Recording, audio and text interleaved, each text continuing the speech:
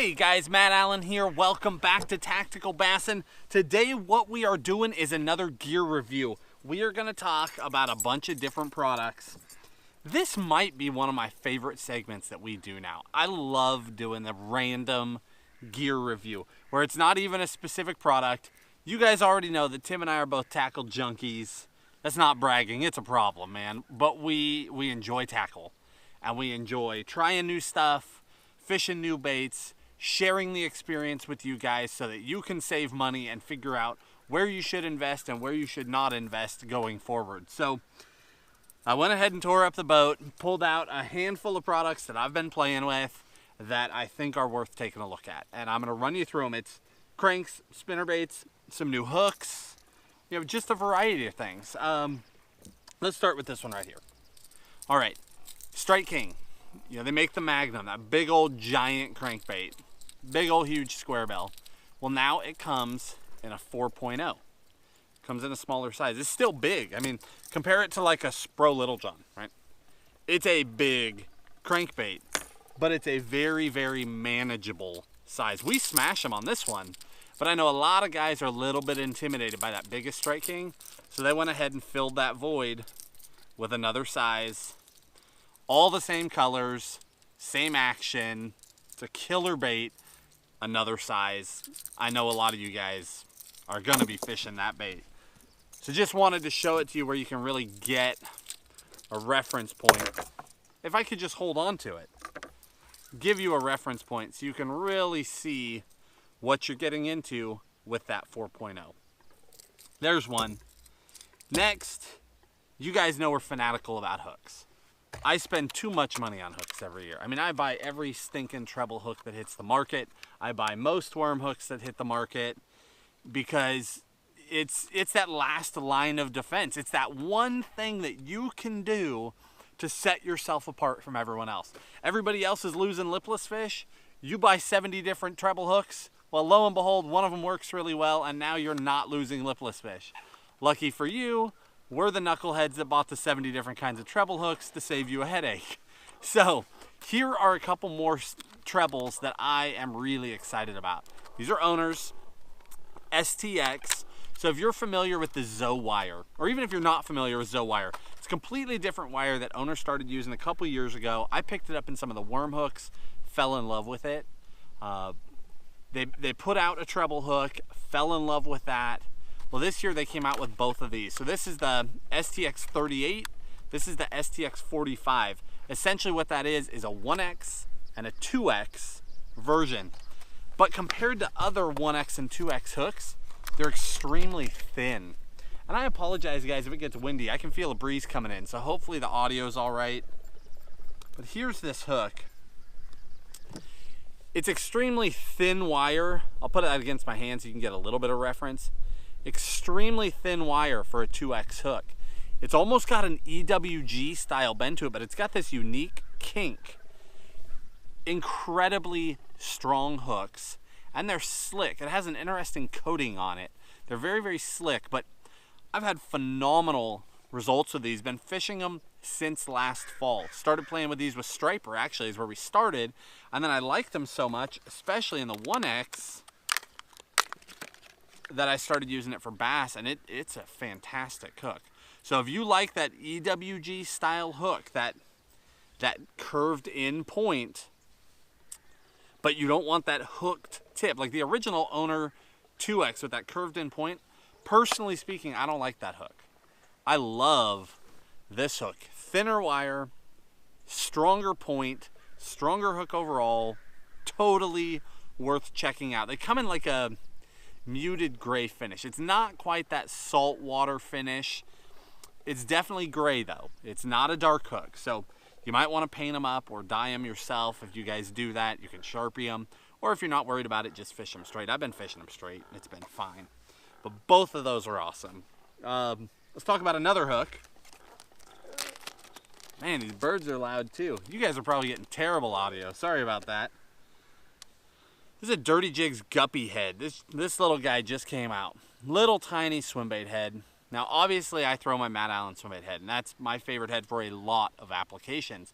But we did not design it to throw the tiny, tiny, tiny baits. We did not design it to throw a 2.8 keitech. The hook's too big. We did not design it for Damiki rigging, you know, some of that finesse stuff. But that's what this little tiny guy is for. And this is Matt Herron's head, but that one's called a guppy head. That's an 1/8 ounce with a little, it's either a size 1 or a 1/0, I don't know, but pairs perfectly to a keitech. Pairs perfectly to little tiny soft plastics. And they also have it in a 3/0 hook that works really well for just, you know, finesse swim baiting. Throw in a 3.3 or 3.8 keitech, something like that. But a killer head option. If you guys are looking for something different to throw those little tiny baits, you know that we throw that little revenge darter head a lot. That's my main head for that 2.8.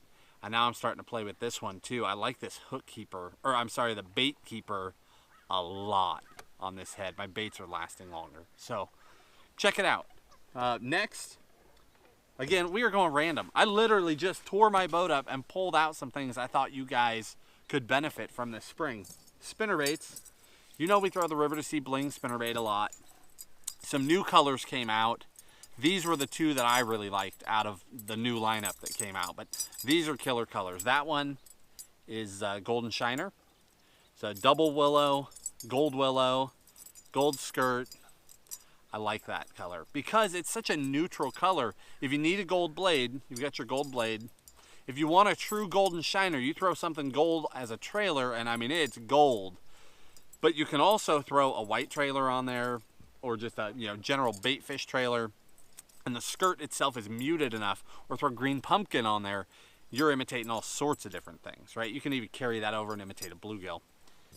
And then that guy, just the straight up all white blades, that was missing in their arsenal.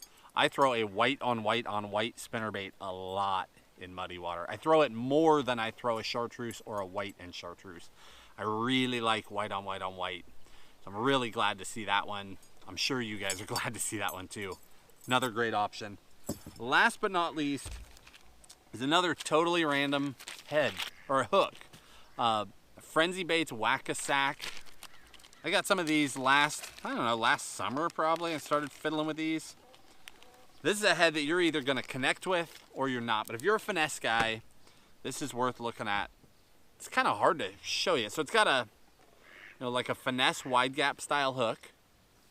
Little finesse wide gap. Paired to a really unique weight. It's a free swinging weight. Totally free swinging. Actually, that one's all bound up.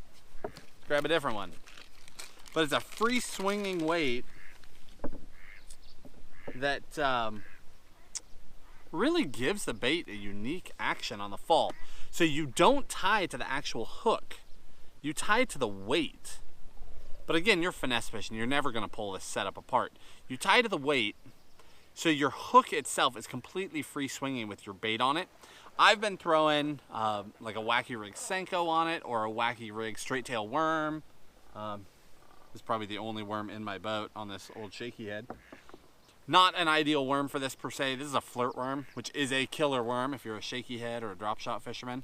But just for the sake of seeing how this bait sets up, we'll stab it in there. So yeah, you're gonna wacky rig that worm. You tie to the weight itself, and then that worm is free swinging. So when you shake that thing on bottom, that worm is just doing its own thing. It's just a different look. It's just a weighted wacky head. That's what it is. It's a weighted wacky head. And they call it a Whack-A-Sack. But it's a weighted wacky head. Comes in a bunch of sizes. You know, little tiny hooks, bigger hooks. There's one larger than this. Comes with like a 3/0 hook. That's a killer hook. I like that hook shape. I do a lot of my wacky rigging on that finesse wide gap hook. So to add that weight is a nice feature. And then to have it be free swinging like that, it's just a different action. And I've caught a pile of spotted bass and smallmouth on it last summer and last fall when I was doing some finesse fishing. It's great bait for just shaking on bottom. Almost like you would a shaky head, just a very different look.